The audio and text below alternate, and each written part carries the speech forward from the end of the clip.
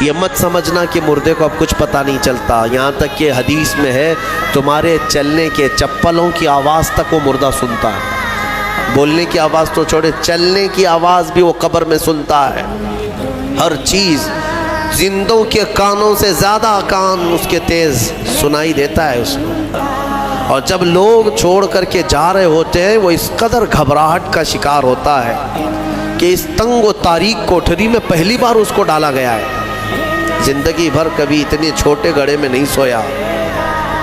ہاں، اب حضور پاک صلی اللہ علیہ وسلم نے فرمایا ہے، رشتہ داروں کو بھی کہا ہے کہ دفنانے کے بعد تھوڑی دیر بیٹھ جاؤ قبر کے پاس کہ اس کی گھبراہٹ کم ہو۔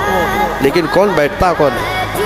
سب کو اپنی جلدی ہے، عزیز لوگ بھی نہیں بیٹھتے، نکل آتے، بھائی ہوں، باپ ہوں، بیٹے ہوں، سب نکل کر کے آ جاتے ہیں۔ یہ مت سمجھنا کہ مردے کو اب کچھ پتہ نہیں چلتا، یہاں تک کہ حدیث میں ہے تمہارے چلنے کے چپلوں کی آواز تک وہ مردہ سنتا ہے۔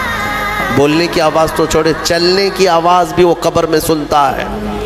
ہر چیز زندوں کے کانوں سے زیادہ کان اس کے تیز سنائی دیتا ہے اس کو۔